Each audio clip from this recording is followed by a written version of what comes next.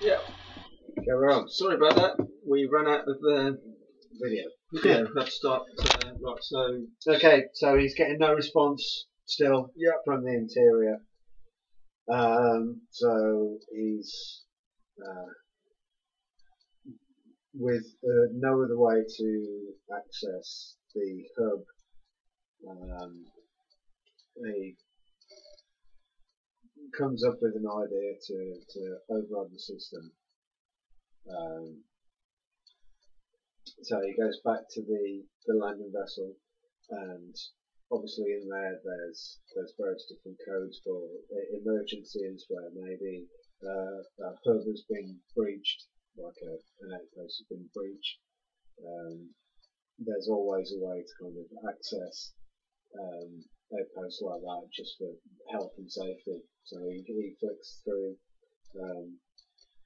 the various different codes and finds the relevant ones, goes back to the hub, to the outpost, keys in the override codes, which closes the interior airlock, and he steps inside, closes the airlock, closes the exterior airlock, which fills with air, and then he unsuits, keys the access to the main portion of the outpost, and steps inside.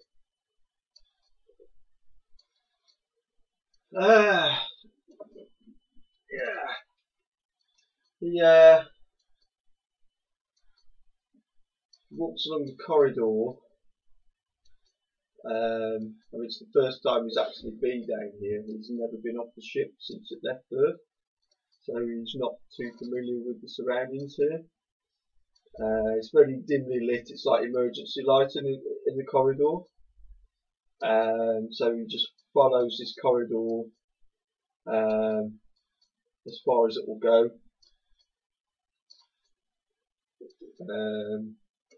All the while, it's just deathly quiet, and all he can hear are his own footsteps and his own breathing. Okay. He comes to a door which seems to be an access to the main body of the pod. He looks through the port, and inside it's kind of dimly lit. He sees various different sort of workstations, bays. Everything's deserted. You can't see anybody around inside. Something moves over in one corner, which kind of catches his eye, but it's so brief that he doesn't really see what or who it is. He tries the door scanner, but it doesn't allow him access. So he tries it again. It's still just coming up with like a red light. So he peers through again. Again, he sees something sort of move over the other side of the room. So two different areas. Something shifting in the gloom, but you can't really tell what it is.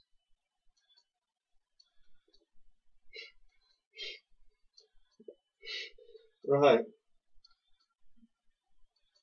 I personally have an ending. Have you got an ending? Yeah, but we can. I mean, my ending, I could do it now, kind of thing. But it depends. Well, I mean, if we both got an ending, how about we do both endings? Why not? We can have like the end of a film, but then on the extras you get the alternative ending. Okay, go for it. Go for it. Right, my ending was going to be. So you said there's been two different shapes in two different parts of the room, and there's a door that wouldn't open. Right. The door that he tried to open, as he's paying attention to to this noise and movement that he's seen and heard, there's a noise behind him that makes him jump and start because it's the computer terminal, and it just jumps into life, and it goes from red to green, and the door slides open, and because it's dark in the room he's in, there's a light in that room, and you can just see the sort of silhouette of a man. Scaramouche, Scaramouche. You've been thinking it.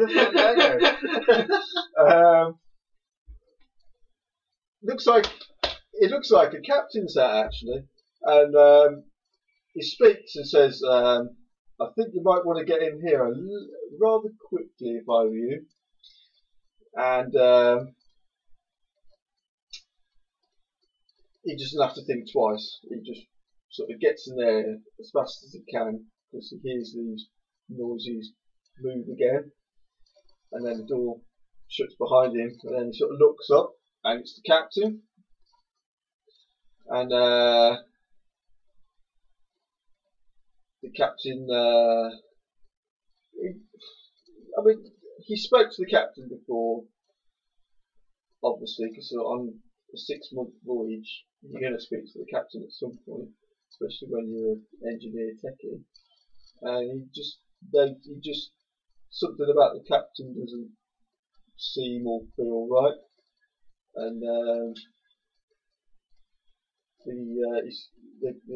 captain says to him, welcome. I see you've oh yeah, because I'm doing this, I think you can still do the narration as well. Or you still can. He says, welcome. Hello. What is going on? Yes, glad you asked. A lot of questions, I suppose you want answering here, isn't there? I cannot begin to ask the sort of questions that are going through my mind at the moment. Let's just say, don't think you'd want to get paddy with those creatures out there. With which creatures? You wouldn't. Creatures which you're not familiar with. Let's just say they're not the most pleasant of creatures. They're a byproduct. A byproduct of failure. Failure? Yes. Let's just say our species can go one way or the other.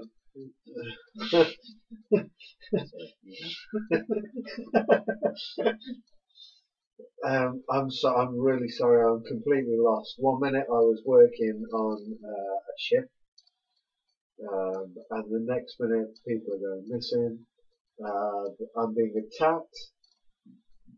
I try and make my way down here to escape. There's all sorts of damage to my ship. There's nobody, as I can see, working in the outpost. This is insane. He's explaining himself. Enough riddles. Let's just say your species make great hosts, and we're very thankful for you to. Very grateful that you've.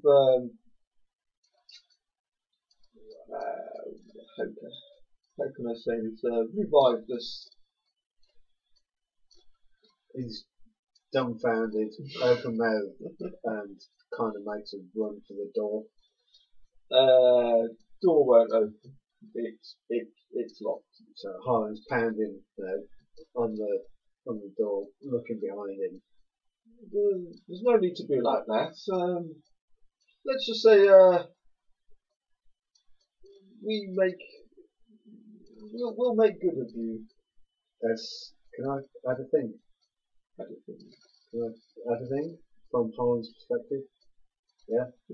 As he's banging on the door and looking back, he looks down at the puncture wound on his arm and the rash that is on his arm that's kind of spreading now, which he hadn't seen before. I wasn't going to go that way. So we've remained dormant on this planet for years, and your species have gave us a new life, and we're looking forward to using your ship and making your home our home. And as it says that, another door opens in there, and one of the people from the ship that had gone missing, that you noticed, it's his mate Kenneth, yeah, and one of the other ones that went missing, it's one that he's not familiar with. They just start walking towards him, and yeah, he's just pounding on the door, screaming, trying to get out, and but they just sort of subdue him and take him away. They've been using him to put their weird spory stuff on them, whatever they use to take over their bodies. That's the way I was going to end it anyway. With they were hosts. They drilled up some weird kind of fungusy stuff and stuck them over as hosts. And that is almost exact. Is that, have you finished? Yeah. The creatures you were describing, they were going to be like a byproduct. It was like they can either go one way or the other. They can like take over the body and use the body, or it can mutate. You're almost exactly where I was, but I've still got my ending. Yeah, do that. Okay, so I think we'll go. I'll pick up from yours because that's a nice way to sort of get into it. So what was the captain? The captain, well, maybe. So yeah, the computer terminal comes live, as she said, and he gains access to the pod, and the crew members that are there, they sort of saw out the peripheries. They come out from where they were, and there's tendrils hanging from their skin, and their eyes are kind of sort of,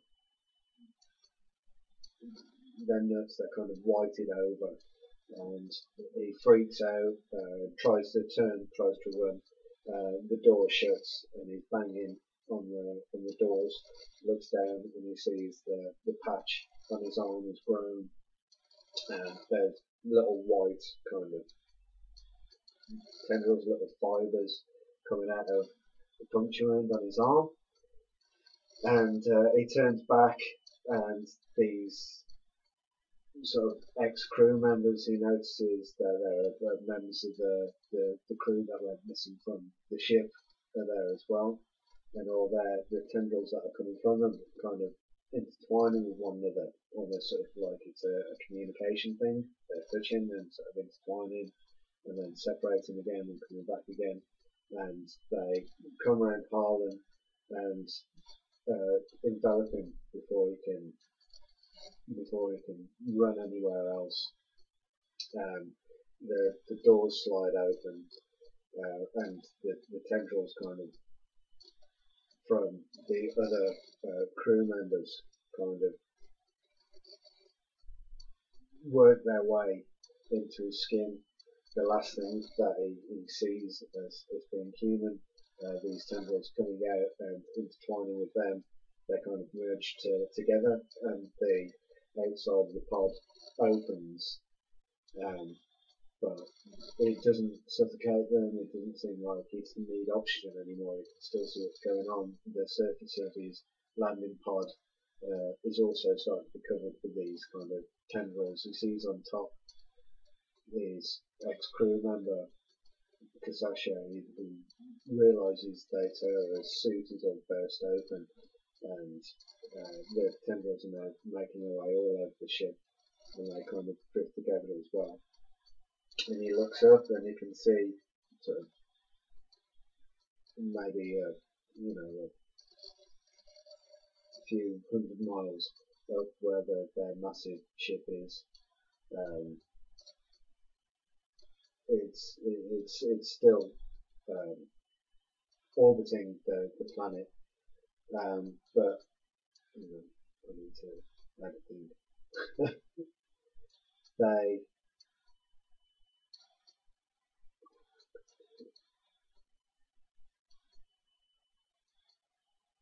they use the crashed lander.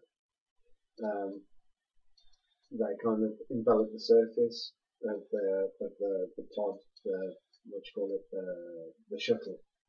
They kind of envelop that and use it to head back towards the ship, which, as they approach, is also completely covered with all the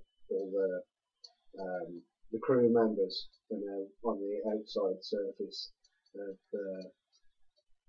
the spaceship, and what it is, the alien spores that have infected them use the UV rays from the sun. That's they don't like oxygen particularly. It doesn't do them any good. They use the UV rays from the sun to kind of grow and cover the ship. That's how they grow. That's why they want to make their way to the exterior of the spaceship. And he becomes, with the rest of them, part of the sort of the exterior casing of the spaceship. And they use the spaceship to head off towards other planets to infect them the same way as they did the shuttle, and the same way as they did the spaceship. That's the end of it. I made a bit of an error trying to get I missed a bit trying to get the ship back to the main ship. Well, the epilogue I was going to use for my ending, which is a great one, because they're like a spore kind of thing, and they like to take over hosts, and that's their main way of populating. They were going to basically, it was going to be like a news report back on Earth saying, and great space exploration news was announced today with the Mars colony established, is now well established on the planet, and they are now seeking more people to head there to help with to further the colonization. If you wish to sign up for this great adventure, it doesn't matter. It doesn't matter whether if you've got qualifications or not. We need people from all walks of life and all different trades. We need cooks. We'll need care workers, doctors, nurses, as well as all the scientists and engineers. So if you think it's for you, just call this number and sign up today. And that was going to be my epilogue, to try and get more people there, just so they can just keep multiplying, and then eventually they can probably get someone back to Earth, and then just stop. Mine was the codes that kept on flashing up and everything inside the ship. Arlen seemed to be thinking, and he was seeing it was the kind of the fungus, the bacteria itself, getting into the systems, and it was going to be redirecting the ship back to Earth, pretty much sort of doing the same thing after the whole thing had been encased in this fungus growth. Yeah. Using the bodies for fuel. What was missing ship? Yeah, it was just missing tons of stuff. Oh yeah. Mates. Missing shipmates, obviously, they were getting taken, obviously, getting infected. Yeah. Strange computer messages. I put that down as it was the aliens communicating with the people on the ship. Because in my mind, the co-pilot was in on it. Right. That's why he was being a bit secretive. Oh, okay. And hence why the captain was never seen either. I never mentioned the captain. It was always the co-pilot because he was he was already taken down there. I thought you might have something with the captain. That's why I never kind of brought him into it as a main character, or, you know, like somebody who's actually involved in the storyline. You know, and then samples from the Mars surface was obviously alien bacteria with mind control ability. brought it onto the surface, which is what I've got as well. Yeah, right. Pretty much. The strange sort of metal-like rash. I put it was basically the bacteria effect is the rash. It was one of the things that was, you know, it was one of the external kind of things that it did when it took over a host. The black shadows, I put you know, shuttles, you know, possibly heading in and out of the ship. Oh, As they were taking people off the ship and taking them down there, or vice versa, to infect people on the ship, or to take off supplies and take them down there and what have you. So, and then the smell of fuel, see above. Yeah. It was the shuttles. I put it down to the shuttles moving backwards and forwards. Hence why they couldn't open the door. Yeah. Because the door, they were moving stuff in there, and you know, and they were taking the shuttles out and what have you. And when she went in there, they kind of found her, so they took her. Yeah. She didn't get sucked out. It was them just finding her and sort of pulling her out, kind of thing. Yeah. Yeah, and then obviously the 3 shuttles missing. Because you said there was 3 shadows. I thought, well, I'll make it 3 shuttles. You know. Cool. Well, mine was so first off, you got the this would be the times 2. And then the conclusions. This is the first thing that I came up with. It was like a malignant entity from Mars drawing their energies from humans to take over the ship. Pretty much straight up to that. And then the weird error messages was the same entities were corrupting the mainframe. Like humans were being overtaken on the ship, so they could be sort of mentally manipulated in order to drive the ship back to Earth. So whatever the entity was that was inside the human beings, could they go back to Earth, they'd have a bigger well of humans to take over for their own nefarious doings. The next one was the core samples from Mars. This is where I came up with either bacteria from an alien race, or like digital nanobots, like nanobots created by an alien race that would infect the systems of people, changing their personalities for their own sort of hive mind use. But then that's where I also thought about the coding that was appearing, that the nanobots, as it was at the time when I was thinking about it, would have infected the actual, for these cores that they brought up from Mars, would have infected the ship's computers as well. And that's where Harlan got, as he was messing around inside these computer units, maybe a wire just poked him or something, he got the nanobots inside his skin, and that's where the infection came from, so he's infected all along. From the beginning of nanobots. Don't worry about the nanobots are a thing, dude. Red Dwarf just used them. Shut up. So the strange nettle ration patience goes back to that. That's scene 4. And then the strange black shadows on this exterior of the ship. That's where the idea that I then changed it from being kind of nanobots to a fungus thing in my head, which you picked up on as well. And it was because the fungus needs direct UV rays to thrive, and it doesn't like oxygen because there's obviously no oxygen on Mars. So it would infect people, and they would, because the cargo doors were open, that's where the computers went down.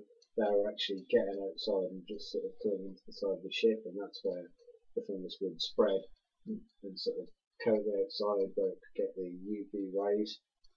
The smell spread and shut off the oven, that's where boiling the fact that they were travelling down to the surface of Mars. I was kind of on the same idea there.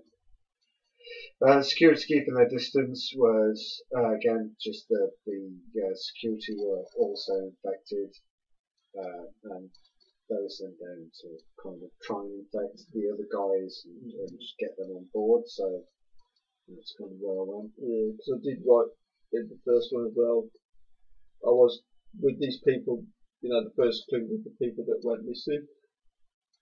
I had either. I thought I could either do the strange virus killed them, or they went down to the planet on a covert mission.